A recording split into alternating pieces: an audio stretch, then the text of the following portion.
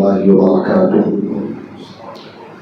إن الحمد لله نحمده ونستعينه ونستغفره ونعوذ بالله من شرور أنفسنا ومن سيئات أعمالنا.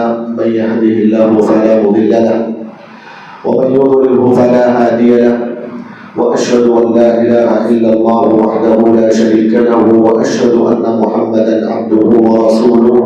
أما بعد، فأعوذ بالله السميع العليم من الشيطان الرجيم. بسم الله الرحمن الرحيم. يا أيها الذين آمنوا اتقوا الله حق تقاته ولا تموتن إلا وأنتم مسلمون.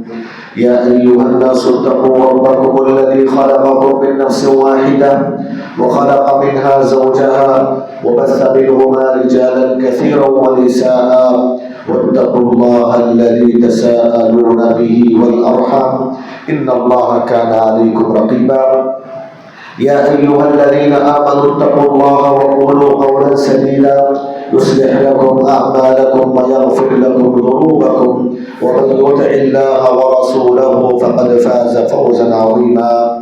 فإن أصدق الحديث كتاب الله، وخير الهدي هدي محمد صلى الله عليه وسلم، وشر الأمور محدثاتها، وكل محدثة بدعة، وكل بدعة ضلالة، وكل ضلالة في النار.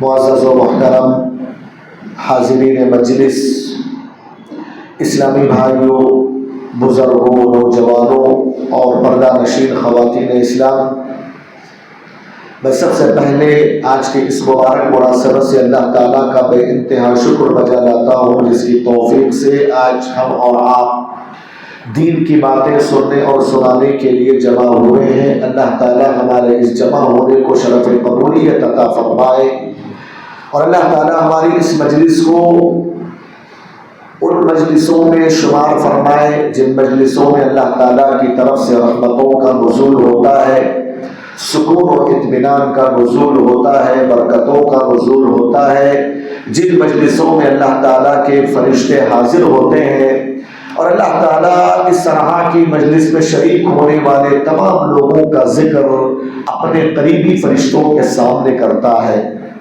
اللہ تعالیٰ سے دعا کرے کہ اللہ ہماری اس مجلس کو وہ مبارک مجلس بنائے، آمین یا رب العالمین۔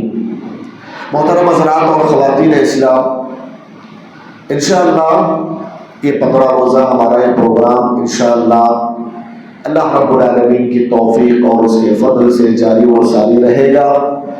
اس 15 روزہ ہمارے پروگرام میں ہم کتاب اللہ اور سنت رسول کی بہت ساری باتیں انشاءاللہ تھوڑا تھوڑا کر کے سیکھنے کی کوشش کریں گے۔ انشاءاللہ آگے ضرورت پڑنے پر بورڈ کا بھی استعمال کر کے آپ کو دین سمجھانے کی کوشش کی جائے گی۔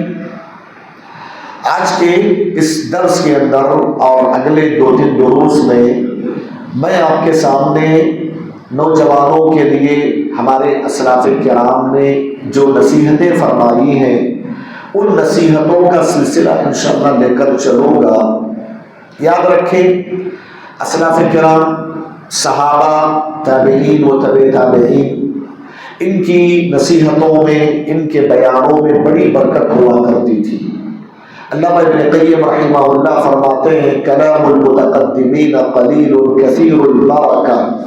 یہ اسلاف کرام جو تھے ہمارے صحابہ، تابعین، تبع تابعین، ان کی تقریریں بہت شارٹ ہوتی تھی، باتیں بہت مختصر ہوتی تھی، لیکن اس کے اندر پیغام بہت بڑا ہوا کرتا تھا۔ وکلام المتأخرین کثیر قلیل البرکہ، لیکن بعد کے لوگوں کی باتیں بہت زیادہ ہوتی ہیں لیکن برکت بہت کم ہوتی ہے۔ اسی لیے اسلاف کرام نے نوجوانوں کے لیے جو نصیحتیں فرمائی، ان نصیحتوں کو میں آپ کے سامنے رکھنے کی کوشش کرتا ہوں، اور اس تنبیہ کے ساتھ کہ وہ نصیحتیں صرف نوجوانوں کے لیے نہیں بلکہ ہر مسلمان کے لیے، چاہے وہ بوڑھا ہو، عورت ہو، مرد ہو، کوئی بھی ہو، لیکن خاص طور سے نوجوانوں کو نصیحت اسلاف کرام نے کی ہے، کیونکہ نوجوانی کا مرحلہ زندگی کے پورے مراحل میں سب سے زیادہ اہم، سب سے زیادہ امپورٹنٹ ہوا کرتا ہے۔ اسی لیے انہوں نے نوجوانوں کے نام نصیحتیں فرمائی۔ سعودی عرب کے ایک بہت بڑے عالم دین، مسجد نبوی کے مدرس اور جامعہ اسلامیہ مدینہ یونیورسٹی کے لیکچرر اور عالم اسلام کے مشہور و معروف عالم عبدالرزاق البدر حفظہ اللہ نے ایک کتاب لکھی ہے، من وصایا السلف للشباب، سلف صالحین کی نصیحتیں نوجوانوں کے لیے۔ اس ٹاپک پر انہوں نے ایک چھوٹی سی کتاب لکھی ہے، اس میں 15 نصیحتوں کا ذکر کیا جو انہوں نے نوجوانوں کے نام کیے ہیں۔ میں آپ کے سامنے آج 2-3 نصیحتیں انشاءاللہ رکھوں گا کتاب و سنت کی روشنی میں، اس کی تشریح، اس کا مختصر خلاصہ آپ کے سامنے ذکر کروں گا۔ عبدالرزاق البدر حفظہ اللہ اپنی کتاب میں کہتے ہیں 6ٹھی نصیحت، 6ویں نصیحت کے بارے میں کہتے ہیں کہ ما جاء عن عقبة بن ابي حكيم قال كنا نجلس الى عون بن عبد الله فيقول لنا يا معشر الشباب قد رأينا الشباب يموتون فما ينتظر بالحصاد الى بلغ المنجل ويمص لحيته۔ یہ جو اثر ہے ابن ابی دنیا رحمہ اللہ نے اپنی کتاب العمر والشیب میں ذکر کیا۔ دیکھیے عقبہ بن ابی حکیم رحمہ اللہ کہتے ہیں کہ ہم عون بن عبداللہ جو کہ جلیل القدر تابعی ہیں، تابعی کس کو کہتے ہیں؟ وہ شخص جو اسلام کی حالت میں، ایمان کی حالت میں صحابہ سے ملاقات کیے ہوں اور ایمان کی حالت میں ان کی موت ہوئی ہو، ایسے لوگوں کو تابعی کہا جاتا ہے، تابعین کہا جاتا ہے۔ عقبہ بن ابی حکیم کہتے ہیں کہ ہم عون بن عبداللہ کی مجلس میں بیٹھا کرتے تھے۔ اس سے معلوم ہوا اسلاف کرام کا یہ طریقہ کار تھا کہ وہ علماء کی مجلسوں میں بیٹھا کرتے تھے، علم دین سیکھا کرتے تھے، علماء کی مجلسوں سے ان کا تعلق بڑا مضبوط ہوا کرتا تھا۔ عقبہ بن ابی حکیم کہتے ہیں کہ ہم عون ابن عبداللہ جو کہ بڑے جلیل القدر تابعی ہیں ان کی مجلسوں میں بیٹھا کرتے تھے۔ ایک دن انہوں نے کہا معشر الشباب، اے نوجوانوں کی جماعت، قد رأینا الشباب یموتون، ہم دیکھ رہے ہیں کہ نوجوان نوجوانی کی مرحلے میں مر رہے ہیں، وفات پا رہے ہیں، نوجوانی کے مرحلے میں ان کی وفات ہو جا رہی ہے۔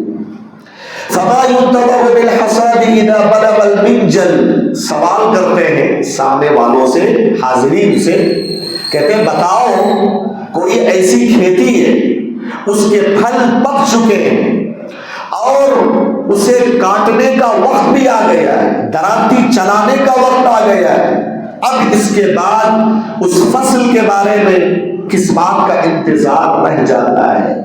یہ بات کہتے ہوئے اپنی داڑھی کو ہاتھ لگا دیتے ہیں۔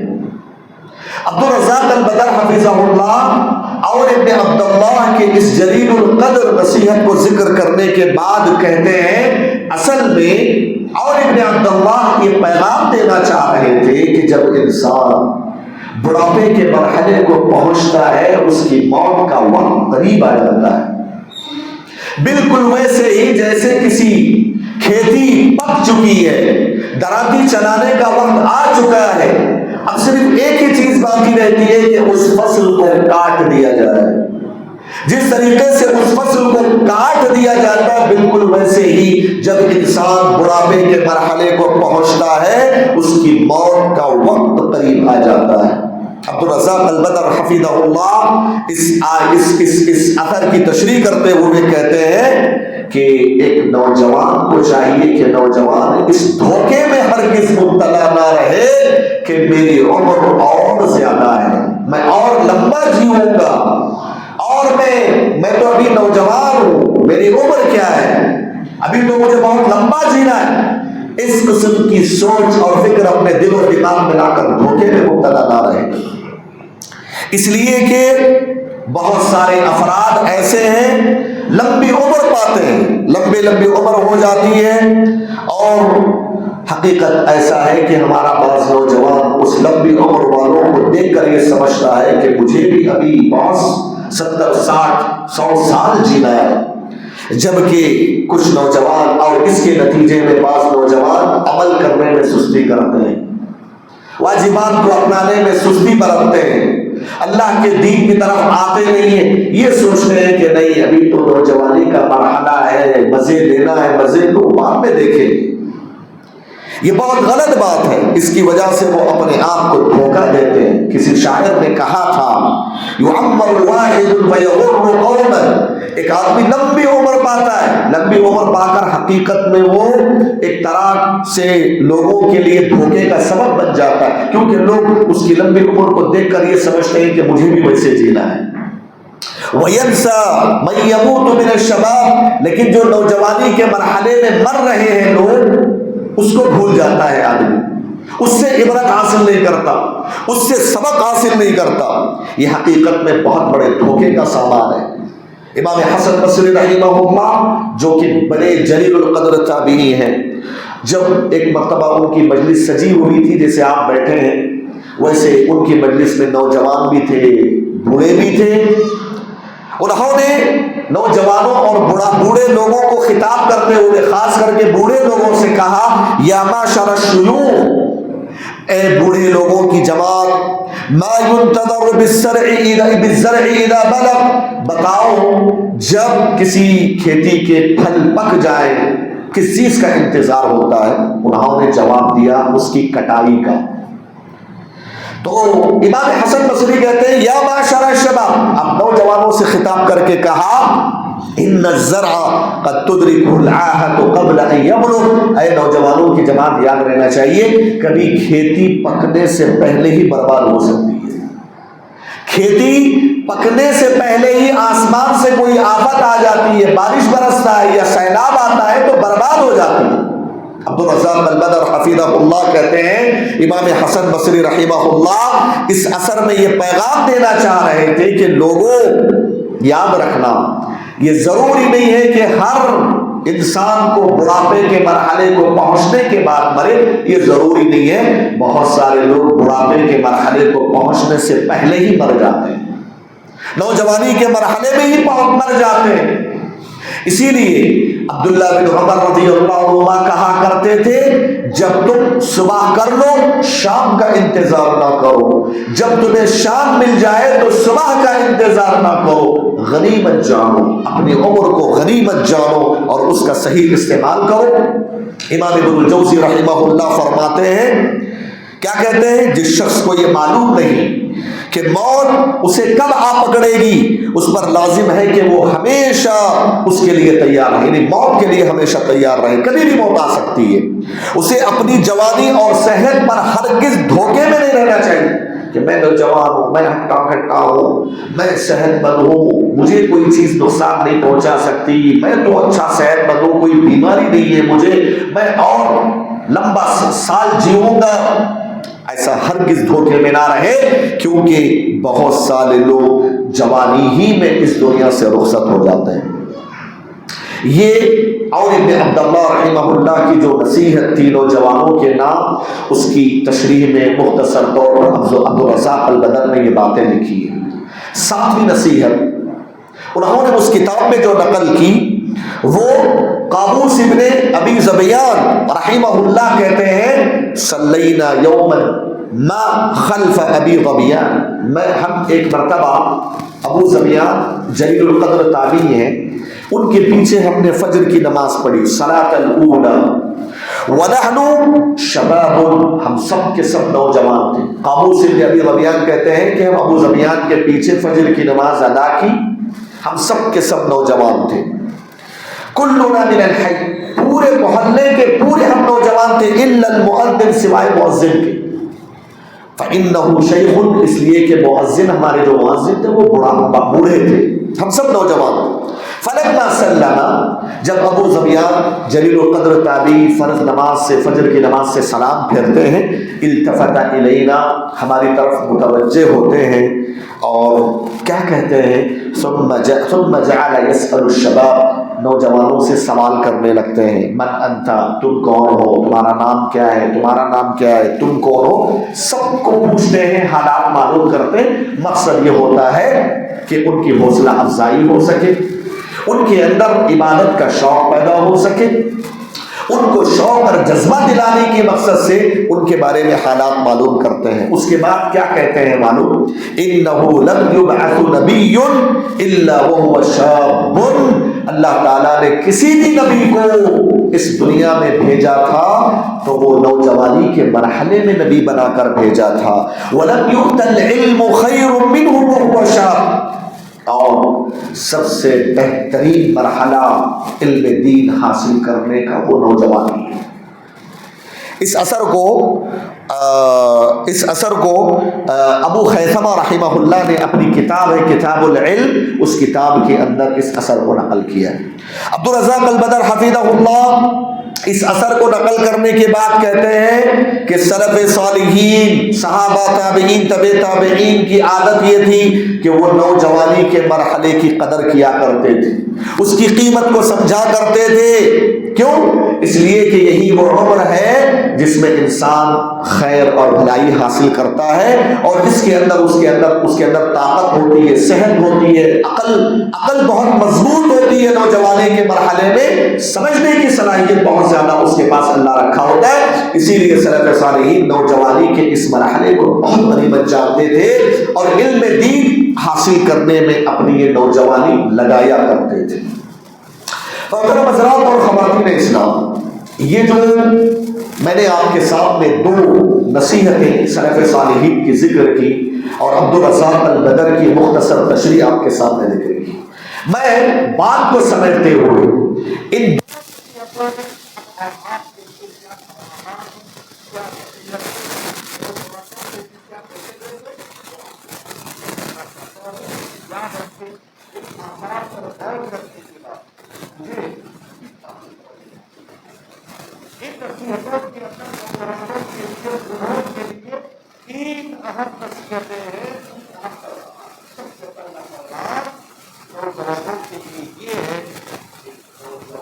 چاہیے کہ وہ دھوکے کا شکار نہ ہو، اس دھوکے میں نہ پڑے کہ میں تو نوجوانی کے مرحلے میں ہوں، ابھی لمبی زندگی گزارنا ہے، اور پھر اس کو بنیاد بنا کر نمازوں سے غافل، روزوں سے غفلت، واجبات سے غفلت، حرام چیزوں کا ارتکاب، جیسا کہ ہمارے آج بہت سارے نوجوان والعیاذ باللہ ایسی زندگی، اللہ کی نافرمانیوں کی زندگی، رسول کی نافرمانیوں کی زندگی، بے نمازوں سے غفلت، روزوں سے غفلت، اور عورتوں کے فکروں میں مبتلا ہو کر ہمارے نوجوان اپنے آپ کو برباد کر رہے ہیں، اس موبائل فون کا غلط استعمال کر کے اپنی نوجوانی برباد کر رہے ہیں، اور اسی طریقے سے ڈرگس اور افیومز، پتہ نہیں کیسی نشہ آور چیزوں کا استعمال کر کے ہمارے بعض نوجوان اپنی نوجوانی کو برباد کرنے میں تلے ہوئے.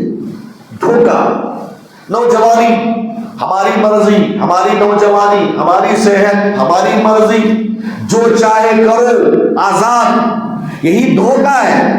اور شیطان سب سے زیادہ نوجوانوں کو ٹارگیٹ بنا کے دھوکہ دیتا ہے، نوجوانوں کو سب سے زیادہ دھوکہ دیتا ہے. اللہ تعالیٰ نے قرآن مجید میں شیطان کے بارے میں بہت ساری باتیں بیان فرمائی کہ شیطان انسان کو کیسے کیسے ہلاک و برباد کرتا ہے. ان میں سے ایک طریقہ یہ بتایا کہ شیطان دھوکے میں رکھتا ہے، اس کی زندگی، اس کی صحت، اس کی عقل، اس کی طاقت، اس سے دھوکہ دیتا ہے، اور یہ ذہن و دماغ میں ڈالتا ہے ارے تو ابھی نوجوان ہے، تیری تو عمر کیا ہے، تیری تو عمر ابھی انجوائے کرنے کی ہے، مزے لینے کی ہے، اور دنیا کے اور بھی بہت سارے مزے لینا باقی ہے. عبادت ابھی نہیں، بوڑھے ہونے کے بعد، نماز ابھی نہیں، بوڑھے ہونے کے بعد سدھر جائیں گے، توبہ کر لیں گے، اللہ توبہ قبول کر لے گا، گناہوں سے دھل لیں گے اپنے آپ. اور بعض لوگ کیسے دھوکے کا شکار ہیں. پہلے ایک زمانہ تھا حج اور عمرے کے لیے جاتے تھے ہمارے حضرات، سبحان اللہ، کشتی کا سفر طے کر کے 15 دن جانے میں لگتے تھے، 15 دن تقریباً آنے میں لگتے تھے.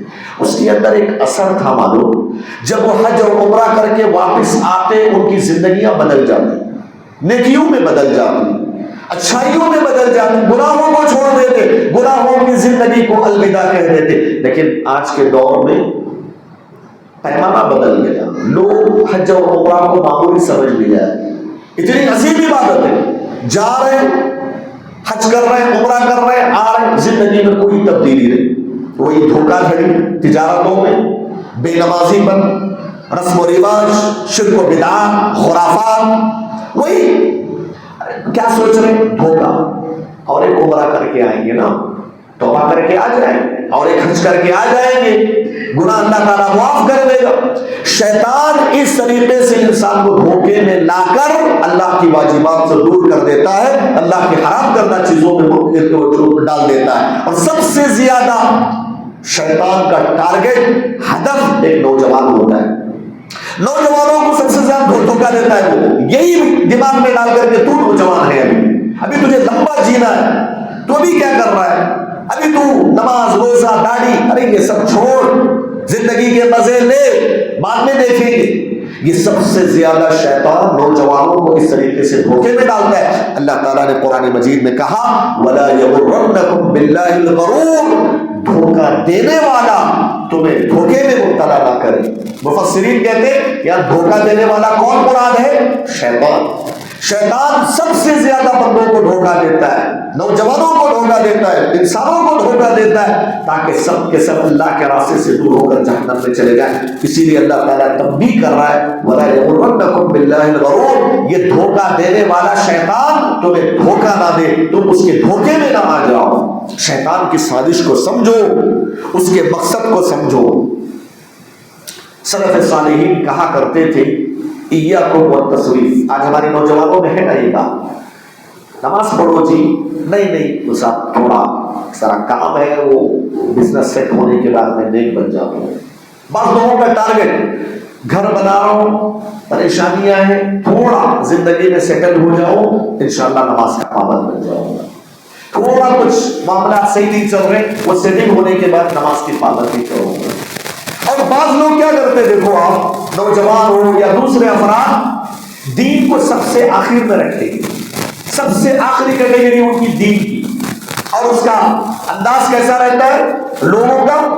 سب سے پہلے ان کا بزنس، سب سے پہلے ان کی دوستیاں، سب سے پہلے ان کے مزے، سب سے پہلے ان کا گھومنا پھرنا، انجوائمنٹ. وہ تمام کا تمام انجوائمنٹ ہو جانے کے بعد اگر ٹائم ملتا ہے تو نماز پڑھتے ہیں.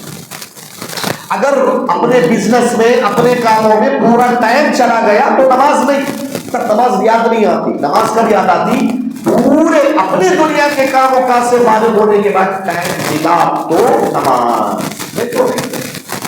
یہ ہے ہمارا طریقہ. ہماری زندگیوں میں امپورٹنٹ ہمارا بزنس، ہمارا پیسہ، ہماری یہ دنیا بن چکی ہے. آخری اسٹیج دین کا، کوئی ٹائم بچا ہو اب دیکھیے کتنے ایسے لوگ ہیں صبح اٹھ رہے، جا رہے ہیں، اپنی کمائی کما رہے ہیں، نمازوں کی کوئی پابندی نہیں. اس طرح کے علمی مجلسوں میں کوئی دلچسپی نہیں. کیوں؟ دکان، کھانا، فالتو روٹیاں، بیکار کے کٹوں میں وہاں، یا بیکار کی گفتگو، موبائل فون میں ریلز، شارٹس، یہی سب چل رہا ہے، یہی سب چل رہا ہے. دین سب سے آخر میں، سب سے آخر میں رکھا ہوا ہے اپنے دین کو. یہ سلف صالحین کہا کرتے ایاکم والتسویف. ہاں آج نہیں کل کروں گا، کل نہیں پرسوں کروں گا، پرسوں نہیں ترسوں کروں گا، بڑھاپے میں کروں گا، بعد میں عبادت گزار بن جاؤں گا. اس سے بچو، اس سے بچو. ایاکم والتسویف، تسویف سے بچو. فإنه من جنود ابلیس، اس لیے کہ یہ شیطان کا بہت بڑا ہتھیار اور لشکر ہے. اس سوچ کے ذریعے سے کل نہیں، پرسوں نہیں، بعد میں یہ جو سوچ اور فکر ہمارے اندر ہے نا کہ بعد میں سدھریں گے، اب نہیں، اس کے ذریعے سے انسان دھوکے میں ڈالتا ہے. اور ہمارا ایک نوجوان کل بولتے ٹالتا چلا جاتا ہے. نیک بننے سے پہلے، نماز بننے سے پہلے مر جاتا ہے، توبہ کرنے سے پہلے مر جاتا ہے. وہ یہ سوچ رہا تھا کہ نہیں بڑھاپے کے مرحلے میں عبادت کر لوں گا، ابھی کیا کرنا، تو بڑھاپے کا عمر آنے سے پہلے اس کی موت ہو جاتی ہے. ایاکم والتسویف فإنه من جنود ابلیس. بچو اس سے، یہ شیطان کا بہت بڑا دھوکہ ہے. یہ سب سے پہلا پیغام تھا ان دو نصیحتوں کے اندر. دوسرا پیغام کیا تھا معلوم؟ جوانی کی عمر کو غنیمت جاننا ہے. یہ جوانی کی جو عمر ہے یہ بہت ہی اہم عمر ہوتی ہے، اس کو غنیمت جانیے.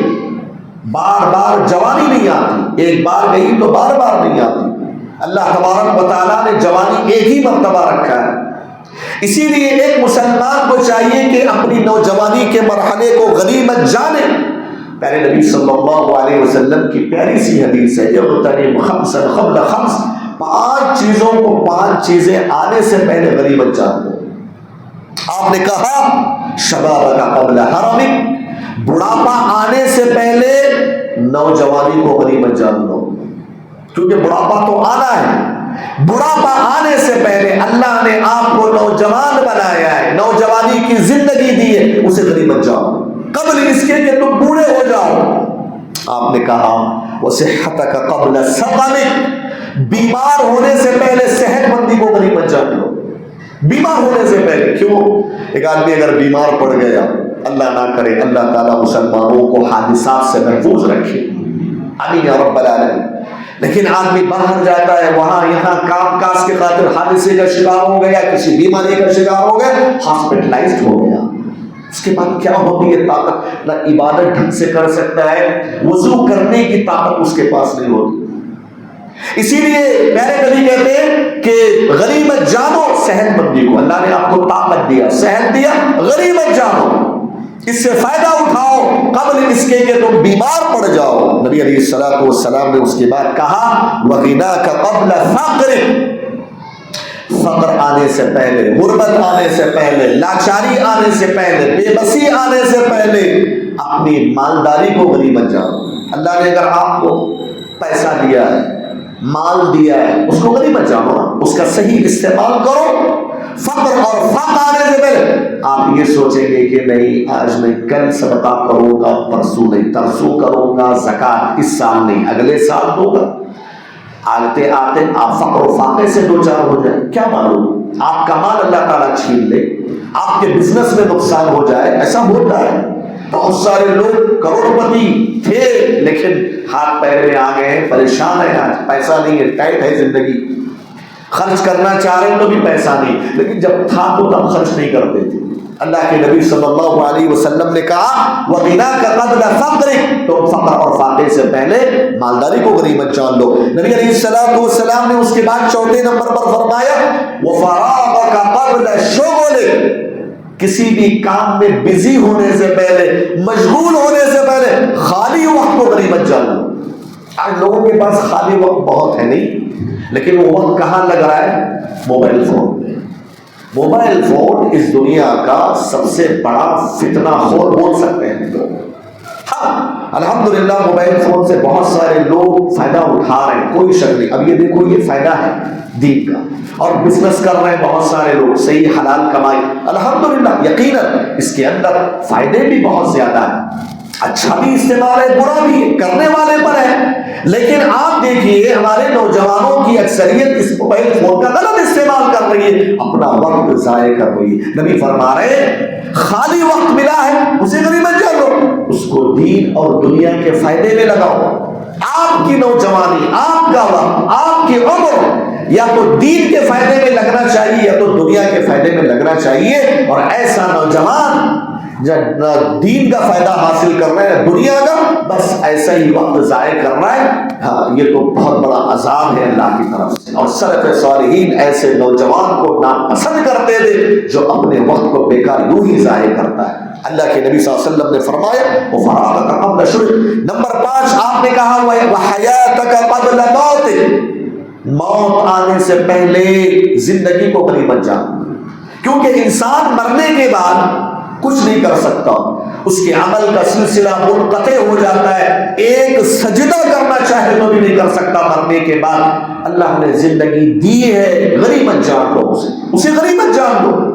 زندگی بار بار نہیں ملتی، رب العالمین نے اس کائنات کے اندر انسان کو ایک ہی مرتبہ زندگی دی، اور یاد رکھے میرے بھائی اللہ نے اس دنیا کو بہت مختصر بنایا، یہ دنیا ختم ہونے والی ہے۔ نمبر 1۔ نمبر 2، یہ دنیا میں بھی اللہ نے انسانوں کو جو پیدا کیا ہے بہت کم عمر دیا ہے۔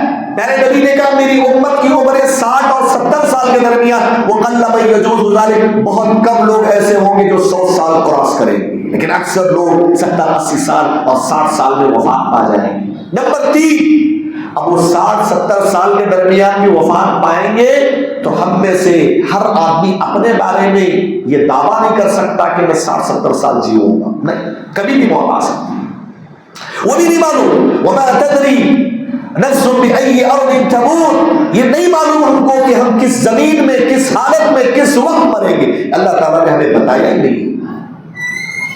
آج نوجوانوں کی صورت حال دیکھیں میرے بھائیوں، جیسا کہ عمر بن عبداللہ کہتے ہیں، ہم نے دیکھا کہ نوجوان مر رہے ہیں، کیا نوجوان نہیں مر رہے؟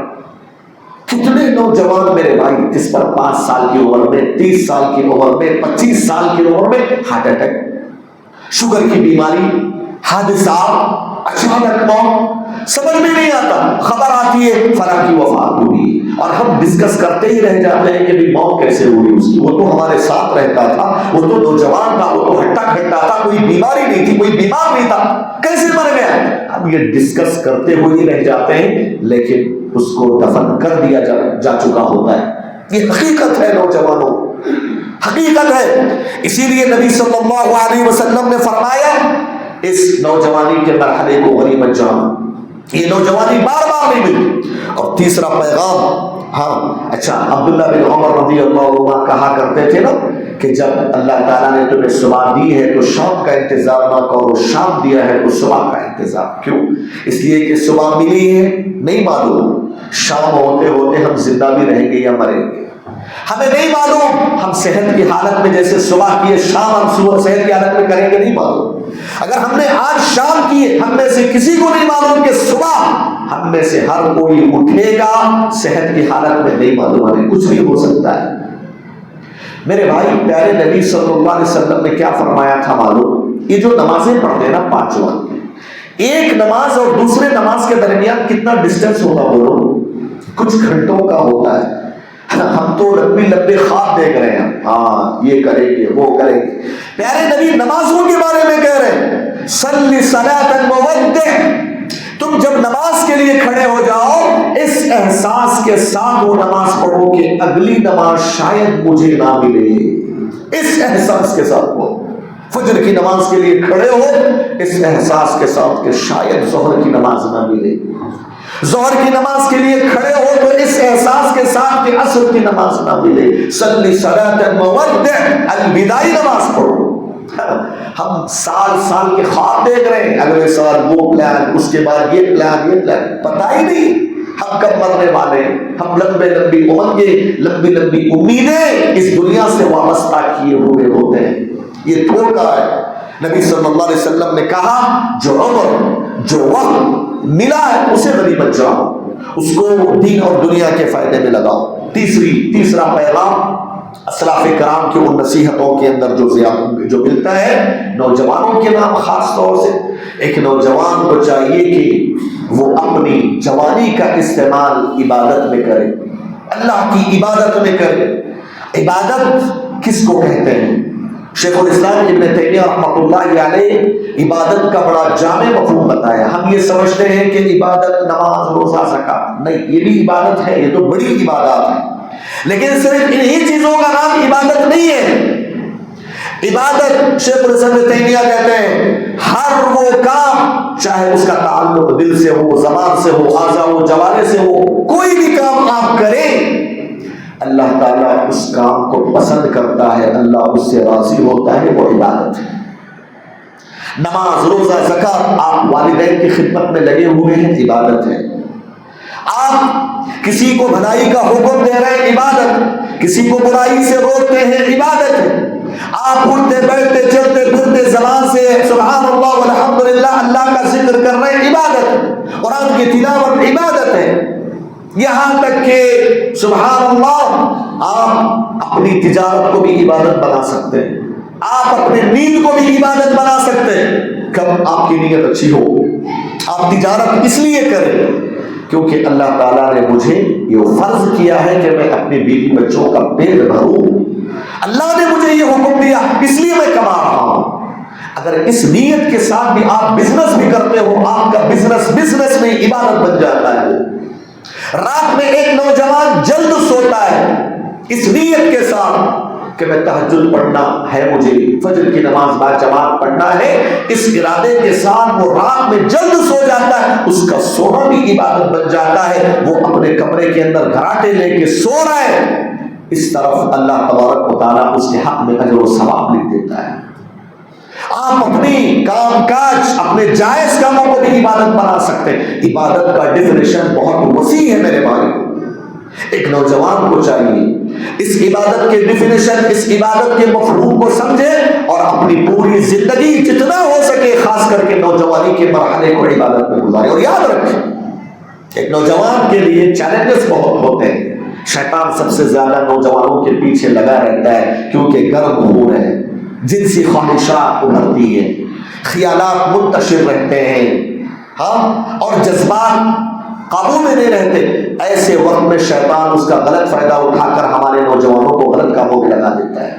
اسی لیے نوجوانی کا مرحلہ بہت حساس ہوتا ہے۔ اسی لیے پیارے نبی نے کہا کہ نوجوانی کے مرحلے کو ایک نوجوان کنٹرول میں لے آئے، اس کو اللہ کی عبادت میں لگا دے۔ اس کے لیے کیا خوشخبری ہے؟ قیامت کے دن اللہ تعالیٰ کے عرش کے سائے میں اللہ اسے جگہ عطا فرمائے گا، جس کے سائے کے علاوہ کوئی اور سایہ نہیں ہوگا میدان محشر میں، حشر کی عدالت۔ اور یہ مرحلہ نوجوانی کا ہے۔ اگر نوجوانی میں ہم نے عبادت، آج بہت سارے ہمارے بزرگ حضرات تمنا کرتے ہیں کاش کہ اے اللہ تو پھر سے ہمیں نوجوانی عطا کر، پھر ہم اس نوجوانی کو تیرے کاموں میں استعمال کر دیں، لیکن وقت ہو چکا ہے۔ لیکن اللہ نے اگر کسی نوجوان کو نوجوانی دی ہے، اس کو غنیمت جانے دو، اس کی زندگی کا اکثر حصہ اللہ رب العالمین کی عبادت میں گزرے۔ وَشَابٌ نَشَأَ فِي عِبَادَةِ اللَّهِ۔ اور یاد رکھیں، یہ جو آپ بیٹھے ہیں آج، خوش نصیب ہیں لوگ آپ، اللہ نے آپ کو اس بات کی توفیق دی ہے کہ اب قال اللہ قال رسول کی باتیں سنیں۔ یاد رکھیں نوجوانوں، یہ بھی بہت کم نوجوانوں کو توفیق ہے۔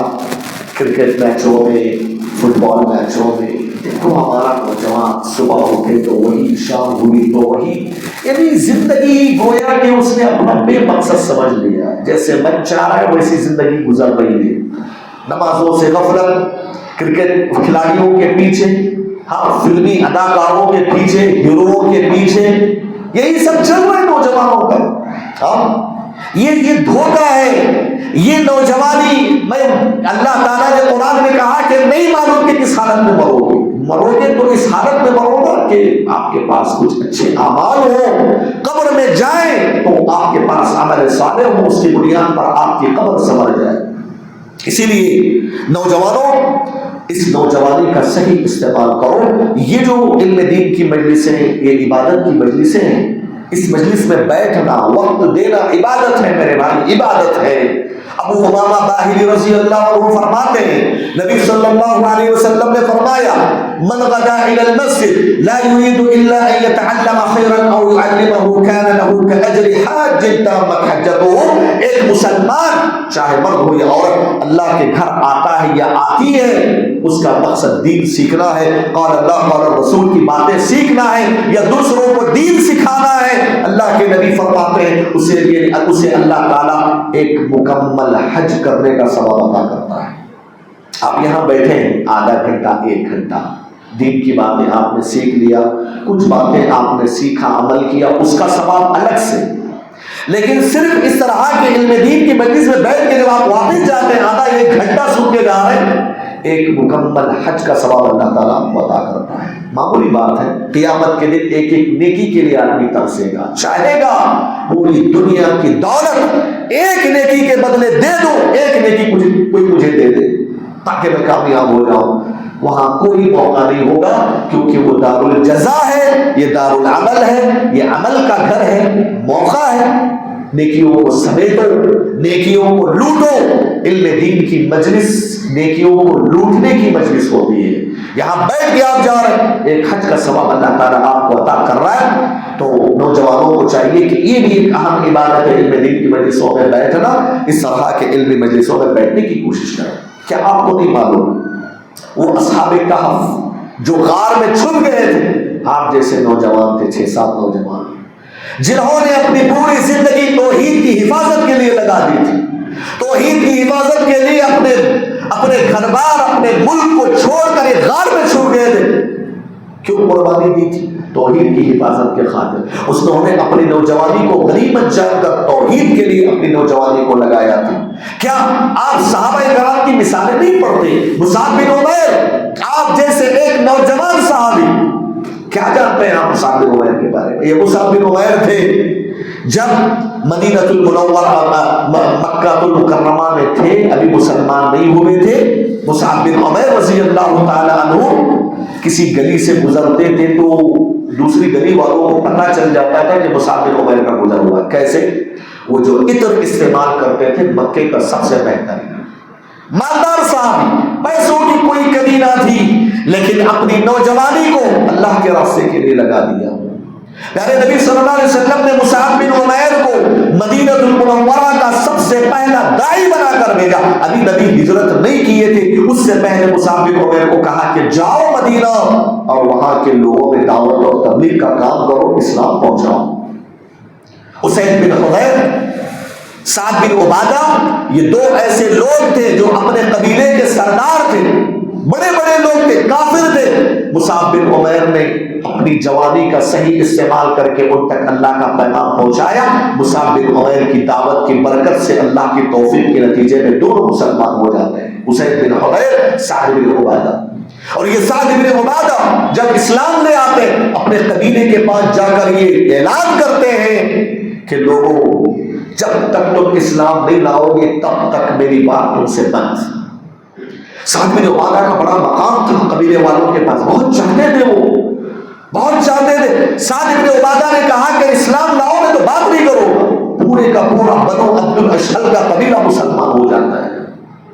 یہ ہے آپ جیسے نوجوان تھے مصعب بن عمیر، جن کی دعوتوں کا نتیجہ یہ ہوا کہ کئی لوگ مشرف بالاسلام ہوئے اور غزوہ احد کے اندر شہید کر دیے گئے. اور مصعب بن عمیر کا چہرہ نبی کے چہرے سے ملتا جلتا تھا. سبحان اللہ. یہ نوجوان تھے. عبداللہ بن عمرو بن عاص رضی اللہ عنہ کی عبادت کا کیا کہنا؟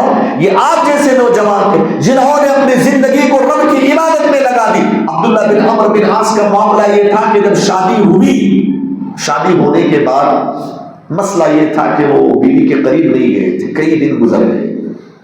ان کے والد عمرو بن عاص رضی اللہ تعالی عنہ کو ان کی بہو نے شکایت کی، آپ کے بیٹے عبداللہ ابھی تک میرے قریب نہیں آئے، میرا حق ادا نہیں کر رہے. عمرو بن عاص نے کہا کہ کیا کرتا ہے میرا بیٹا عبداللہ؟ کہتے ہیں کہ رات بھر عبادت کرتے ہیں، دن بھر روزے رکھتے ہیں، بس یہی چل رہا ہے. عمرو بن عاص رضی اللہ عنہ نے نبی کے پاس گئے اپنی بیٹی کی شکایت لے کر. اس سے یہ بھی معلوم ہوتا ہے نا کہ سسر کو چاہیے کہ بہو کے حق میں خیر خواہ بنے، بہو پر ظلم نہ کرے، بہو کے حقوق ادا کرے، اس کے ساتھ حسن سلوک کرے، چاہے ساس ہو یا سسر. دیکھو عمرو بن عاص سسر ہے، اپنی بہو کی خیر خواہی میں بیٹی کی شکایت لے کر جا رہے ہیں نبی کے پاس کہ اللہ کے نبی، میرا بیٹا عبداللہ ایسا ہے کہ میری بہو کے حق ادا نہیں کر رہا، وہ صرف رات میں عبادتیں کر رہا ہے اور دن بھر روزے رکھتا ہے، آپ ہی سمجھائیے. اللہ کے نبی نے کہا بلا عبداللہ بن عمرو بن عاص. عبداللہ بن عمرو بن عاص آئے، کہا کہ عبداللہ کیا معاملہ ہے؟ میں نے سنا ہے آپ کے بارے میں ایسے ہے، کیا کرتے ہو؟ اللہ کے نبی صلی اللہ علیہ وسلم، میں عبادت کرتا ہوں. پوچھا اللہ کے نبی صلی اللہ علیہ وسلم نے روزے کتنے رکھتے ہو؟ کہتے ہیں کہ ہر دن روزہ رکھتا ہوں. نبی صلی اللہ علیہ وسلم نے کہا ایسا مت کرو، مہینے میں 3 روزے رکھو، بس 13، 14، 15 کا. عبداللہ بن عمرو بن عاص کہتے ہیں اللہ کے نبی اس سے زیادہ کی مجھے طاقت ہے، میں اس سے زیادہ کی مجھے اجازت دے دیں. سبحان اللہ، جذبہ دیکھو عبادت کا. پیارے نبی فرماتے ہیں ایک کام کرو عبداللہ، 3 دن نہیں، ایک کام کرو، ایک دن روزہ رکھو، ایک دن روزہ چھوڑو، یہی آخری اجازت ہے میری. ہر دن روزہ نہیں رکھ سکتے تو یہ منع ہے. ایک دن روزہ رکھو، ایک دن روزہ کرو. عبداللہ بن عمرو بن عاص رضی اللہ عنہ ایک دن روزہ رکھتے تھے، ایک دن روزہ چھوڑ دیتے. ہاں، کس نوجوان کے پاس یہ توفیق ہے بتائیے مجھے. یہ ہے صحابی رسول. عبادت کا شوق دیکھیے، کیسی زندگی عبادت میں لگاتے تھے. پیارے نبی نے کہا قرآن کتنا ختم کرتے ہو؟ کہتے ہیں کہ ہر دن ایک قرآن ختم کرتا ہوں. اللہ، ہر دن ایک قرآن. کہتے ہیں کہ نہیں ایسا مت کرو، مہینے میں ایک کام کرو، مہینے میں 3 قرآن ختم کرو. عبداللہ بن عمرو بن عاص کہتے ہیں کہ اس سے زیادہ کی طاقت ہے مجھے، اس سے زیادہ اجازت دیجیے. پہلے نبی صلی اللہ علیہ وسلم نے کہا ایک کام کرو، ہفتے میں ایک قرآن، 7 دن میں ایک قرآن ختم کرو، بس اس سے زیادہ نہیں۔ عبداللہ بن عمرو بن عاص کہتے ہیں اس سے زیادہ کی اگر گنجائش ہے تو بتائیے اللہ کے نبی صلی اللہ علیہ وسلم۔ اللہ کے نبی صلی اللہ علیہ وسلم نے کہا زیادہ سے زیادہ 3 دن میں ایک بار، اس سے کم نہیں۔ یہ عبداللہ بن عمرو بن عاص رضی اللہ عنہ کی عبادت کا جذبہ میں یہ بتانا چاہ رہا ہوں۔ وہ نوجوان تھے، طاقت تھی، اس طاقت کا استعمال غلط کاموں میں نہیں لگایا، ویسٹ کاموں میں نہیں لگایا، رب کی عبادتوں میں لگایا، اللہ کی عبادت میں لگایا۔ یہی پیغام اسلاف کرام نے ایک نوجوان کو دیا ہے۔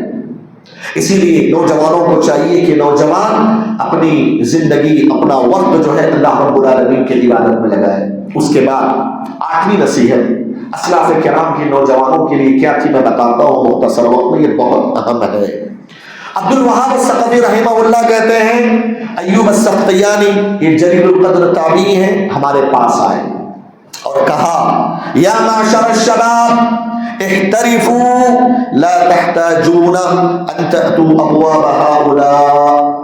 ایوب السختیانی رحمہ اللہ نوجوانوں سے خطاب کر کے کہتے ہیں، اے نوجوانوں کی جماعت، ہنر کمائی کرو، ہنر کرو، کمائی کرو، کچھ کام دھام کرو، احترفوا، کمانے کا ذریعہ بنا لو اپنے لیے، کچھ ہنر سیکھو، احترفوا ولا تحتاجون، اور لوگوں کے سامنے بیٹھ کر ان سے بھیک مانگنے کے محتاج مت بنو۔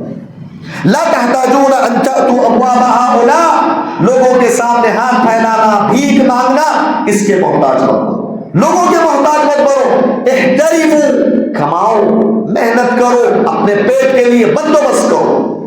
یہ ایوب السختیانی رحمہ اللہ کی بڑی جامع نصیحت تھی۔ عبدالرزاق البدر حفظہ اللہ اس اثر کو نقل کرنے کے بعد کہتے ہیں نوجوانوں کو چاہیے کہ نوجوان علم حاصل کرنے کے ساتھ ساتھ کوئی ایسا ہنر یا پیشہ بھی سیکھے جس کے ذریعے سے وہ حلال روزی کمائے، اپنی ضروریات پوری کریں، اپنے بیوی بچوں کی کفالت کریں اور دوسروں کے محتاج نہ بنے۔ ہاں کبھی مجبوری ہو جائے، ضرورت پڑ جائے تو کسی سے مدد لینے میں کوئی مسئلہ نہیں ہے، کوئی برائی نہیں ہے، لیکن اصل یہی ہے کہ ہر نوجوان، ہر انسان اپنی محنت، اپنی جستجو کے ذریعے اپنا پیٹ بھرے، یہ اس کی سب سے افضل، سب سے بہترین اور مبارک رزق ہوتا ہے۔ سلف صالحین کی اس نصیحت کے اندر نوجوانوں کو کیا پیغام دیا گیا؟ دین بھی کرنا ہے، دنیا بھی کرنا ہے۔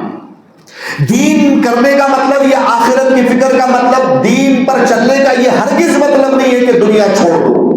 سنیاسی اختیار کرنے کا اسلام نے حکم نہیں دیا ہے، یہ برہمنوں کے پاس ہوگا، یہ دوسرے مذاہب کے لوگوں کے پاس ہوگا کہ وہ بیوی بچوں کو چھوڑ کر، معاشرے کو چھوڑ کر، دوست و احباب کو چھوڑ کر، رشتے داروں کو چھوڑ کر وہ جنگل و بیابان میں چلا گیا، سنیاسی اختیار کر لیا، اور ان کی نظر میں وہ جتنا زیادہ الگ تھلگ رہے گا اتنا بڑا معزز و ولی بن جائے۔ اسلام میں اس کا تصور نہیں ہے۔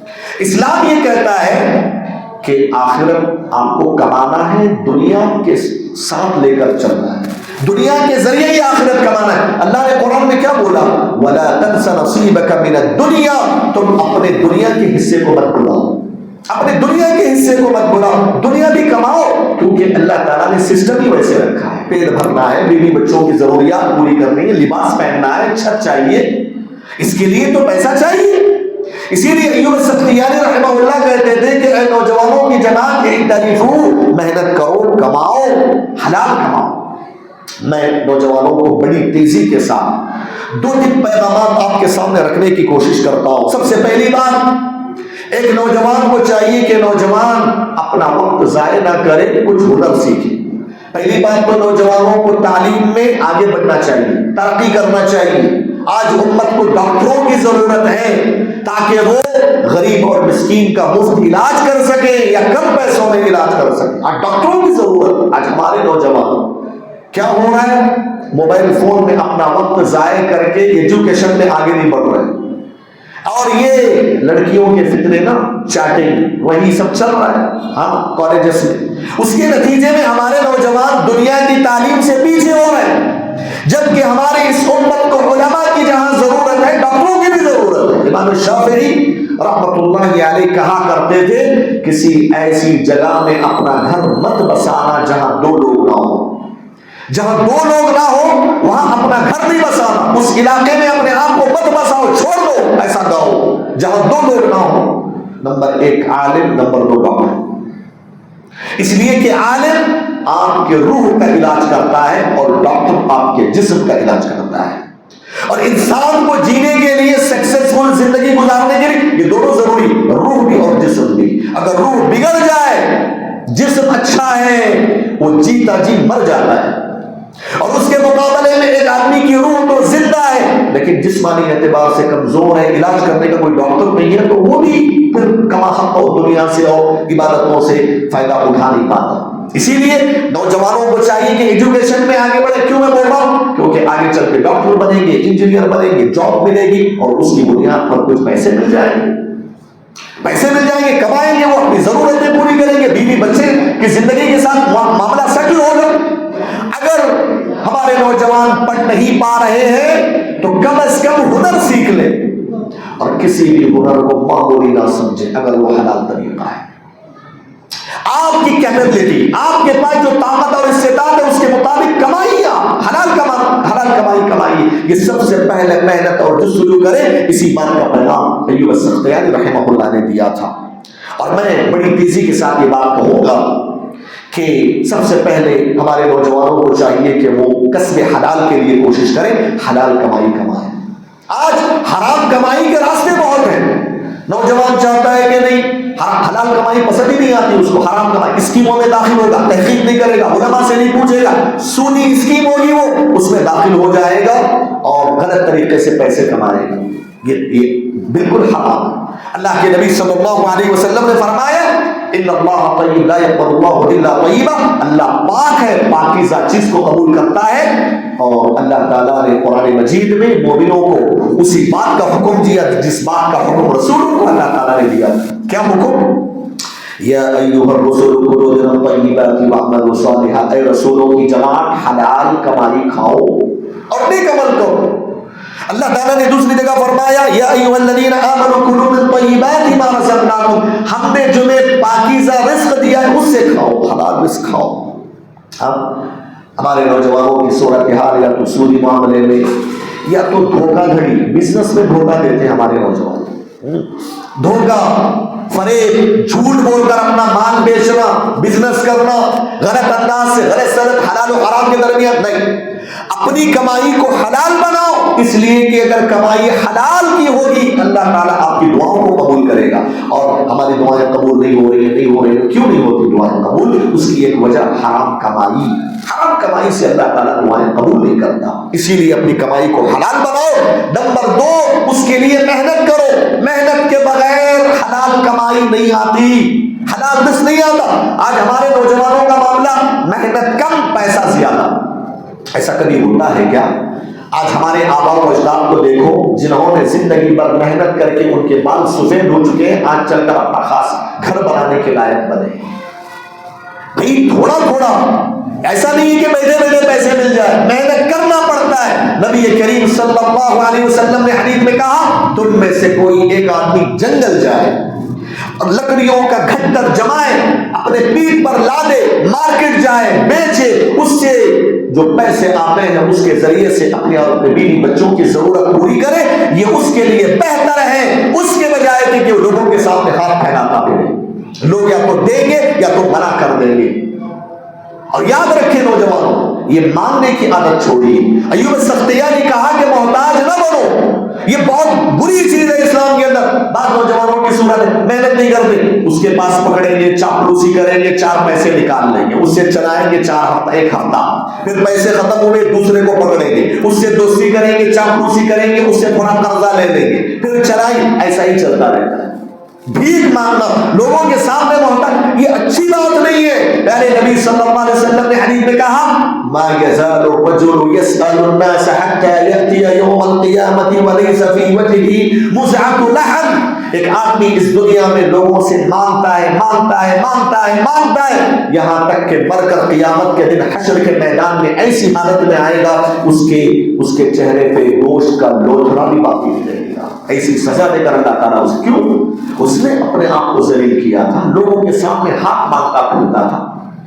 یہ اچھی بات نہیں. محنت کرو، 4 پیسے کماؤ، یہ آپ کے لیے زیادہ بہتر ہے. اور اسی طریقے سے 2-3 منٹ زیادہ لے رہا ہوں، بات ختم کر رہا ہوں. ہمارے بعض نوجوان یہ بھی ہے نا، ان کی سوچ یہ بھی ہے کرے تو بڑا کریں گے نہیں تو نہیں. ہم ایسے بھی نوجوان کو جانتے ہیں کچھ نہیں کرتے. کرو نا، چھوٹے سے شروع کرو. شرم آتی میرے تیری اوقات کیا ہے، 4 پیسے تیرے جیب میں ہے نہیں، اب کچھ چھوٹا شروع کرو. میں شرم آتی ہے. تھوڑا ہائی فائی زندگی رہیں گے، ٹک ٹاک رہیں گے، ویسے ہی رہتے. شادیاں نہیں ہوں. آگے میں بتا رہا ہوں کیا کیا نقصانات ہو رہے ہیں ہمارے نوجوانوں کی اس کی وجہ سے. میں یہ کہتا ہوں کہ چھوٹے سے شروع کرو. بڑے بڑے بلینر جو آج ہیں مسلمانوں میں، ان کی تاریخ پڑھو. وہ فٹ پاتھوں میں کھڑے ہو کر مٹھائی بیچنے والے، چائے بیچنے والے، اللہ تعالیٰ نے برکت دیا، آج بلینر بن چکے ہیں. اللہ تعالیٰ برکت دیتا ہے. کام چھوٹے سے شروع کرو، چھوٹے سے. یہ مزاج مت لو کروں تو بڑا کروں گا نہیں تو نہیں. اب ایسی سوچ کرنے والے کچھ کریں گے ہی نہیں، کریں گے ہی نہیں کچھ. اور ایسے نوجوان بھی ہیں. یاد رکھیے پیارے نبی سے بڑھ کر کوئی آدمی اس دنیا میں بہتر انسان نہیں ہو سکتا. نبی علیہ السلام خدیجہ رضی اللہ عنہا کا مال لے کر ملک شام جاتے تھے، بزنس کرتے تھے، محنت کرتے تھے. اور پیارے نبی کے بارے میں سے بخاری کی حدیث ہے کہ مکے والوں کی بکریاں چرا کر کچھ دینار و درہم کا انتظام کر لیتے تھے. کسی بھی ہنر کو حلال طریقہ اسے معمولی مت سمجھو. اللہ تبارک و تعالیٰ ضرور برکت دیتا. یاد رکھیں اگر نوجوان ہمارے حلال طریقے سے کمائیں گے اس کے فائدے کیا ہوں گے؟ سب سے پہلا فائدہ 3 باتیں ہیں، بتا کر اپنی بات میں ختم کر رہا ہوں. سب سے پہلا فائدہ یہ ہے میرے بھائیوں، اذان دے رہے جی ٹھیک ہے، اذان کی بات جاری رکھ سکتے ہیں؟ ختم؟ چلو ٹھیک ہے ٹھیک ہے ٹھیک ہے انشاءاللہ. جی نہیں، صرف 2-3 منٹ، بس 2-3 منٹ کی گنجائش ہے، 2-3 منٹ بس. تو میں یہ کہہ رہا تھا جی میں یہ کہہ رہا تھا کہ اگر ہمارے نوجوان اگر حلال کمائی کا انتظام کر کے چلیں گے ان کی زندگیوں میں بہت فائدے ملیں گے. سب سے پہلا فائدہ لوگوں کے سامنے ہاتھ پھیلانے سے وہ بچ جائیں گے، لوگوں کی محتاجی سے بچ جائیں گے. ورنہ آج دنیا میں لوگ احسان کرنے والے بہت ملیں گے. 4 پیسے دیں گے آپ کو، وہاں پہ پیچھے ہزار بولیں گے آپ کے بارے میں، ارے یہ مانگتا ہے، یہ فلاں ہے فلاں. آپ کی عزت کیا رہ جائے گی معاشرے میں؟ ایک نوجوان کو چاہیے کہ وہ اپنی عزت و ناموس کی حفاظت کرے، وہ اللہ تعالیٰ کے سامنے جھکے، اللہ کا محتاج بنے. مانگنا ہے تو اللہ سے مانگو، محنت کرو. اب اگر خود سے کوشش کر کے آگے بڑھیں گے تو لوگوں کے سامنے ہاتھ پھیلانے سے آپ کا ہاتھ بچ جائے گا، آپ کی عزت و آبرو محفوظ ہو جائے گی. دوسرا فائدہ کیا ہوگا؟ دوسرا فائدہ یہ ہے کہ آپ اپنے لیے، اپنے بیوی بچوں کے لیے کچھ کھلانے پلانے کے لائق بنو گے، جو کہ آپ پر اللہ نے واجب قرار دیا ہے. اگر آپ بیوی بچوں کو کھلا نہیں رہے، آپ ایسے ہی چھوڑ رہے ہیں، آپ پھر اللہ کے سامنے گنہگار ہیں آپ، کیونکہ اللہ نے آپ پر واجب قرار دیا کہ آپ محنت کر کے حلال کمائی اپنے لیے بھی استعمال کرو، بیوی بچوں کو کھلاؤ. تیسرا بہت بڑا فائدہ، آج ہمارے نوجوانوں کی بڑی ضرورت شادی. آج ہمارے نوجوانوں کی شادیاں رک رہی ہیں، تاخیر ہو رہی ہے. اس کی ایک وجہ، کئی وجوہات ہیں، ان میں سے ایک وجہ نوجوان ہینڈسم ہے، اچھا ہے دیکھنے میں، گھر اچھا ہے، والدین اچھے ہیں، سب اچھا ہے، اس کے پاس کمائی دھمائی نہیں ہے، کرتا ہی نہیں ہے کچھ. کیا لڑکی والے اٹھا کے ایسے ہی دے دیں گے؟ کیا دیکھیں گے نا کیا کر رہا ہے، کچھ کمانے جمانے کے لائق ہے کیا نہیں ہے. اور یہ ضروری بھی ہے، اور یہ ضروری بھی ہے، ان کا حق ہے لڑکی والوں کا. آج ہمارے اچھے نوجوان ہیں ماشاءاللہ، سب اچھی چیز ہے، لیکن کمائی دھمائی نہیں ہونے کی وجہ سے ان کے رشتے نہیں لگ رہے، رشتے نہیں آ رہے. اور یہ نوجوان اپنی نوجوانی کو ضائع کر رہا ہے. اور نتیجہ کیا ہوتا ہے معلوم ہے آپ کو؟ اس کا نتیجہ زنا تک پہنچ رہا ہے، کیونکہ باڈی کی ریکوائرمنٹ ہے. اگر جائز طریقے سے فطری ضرورت پوری نہیں ہوگی تو ناجائز طریقے سے جائے گا پھر ہمارا نوجوان. اور آج ویسے بھی عورتوں کے فطروں کا دور ہے، فحاشی کا دور ہے، موبائل فون کی دنیا بھر کے فتنے. اب ایسے فطروں کے دور میں ایک نوجوان کی ذمہ داری ہے کہ شادی کرنے میں جلدی کرے وہ، اور اس کے لیے ضروری ہے کہ وہ کمائی دھمائی کا انتظام کرے. کمائے گا نہیں، دھمائے گا نہیں، کچھ محنت نہیں کرے گا، رشتے نہیں آئیں گے تو شادی تاخیر سے ہوگی تو ناجائز طریقے سے وہ اپنی ضرورت پوری کرے گا، زنا کاری میں مبتلا ہو جائے گا. اسی لیے ہم یہ کہتے ہیں ایوب السختیانی رحمہ اللہ کی جو نصیحت اس کو یاد رکھو، یا معشر الشباب احترفوا، اے نوجوانوں کی جماعت محنت کرو، ہنر سیکھو، دنیا کا جو ضروری چیزیں ہیں اس کو کماؤ تاکہ تم اپنی ضرورتیں پوری کر سکو، تاکہ تم لوگوں کی محتاجی سے بچ سکو، تاکہ تم دنیا کے فتنوں سے بچا کر اپنے گھر کو سیٹل کر سکو، اپنی فیملی کو سیٹل کر سکو۔ یہ سلف صالحین کے حوالے سے میں نے 3 نصیحتیں آپ کے سامنے ذکر کی ہیں، بڑی معذرت کے ساتھ کہ میں نے وقت تھوڑا زیادہ لے لیا کیونکہ بات تھوڑی رہ گئی تھی، اسی لیے 4-5 منٹ زیادہ لینا پڑا۔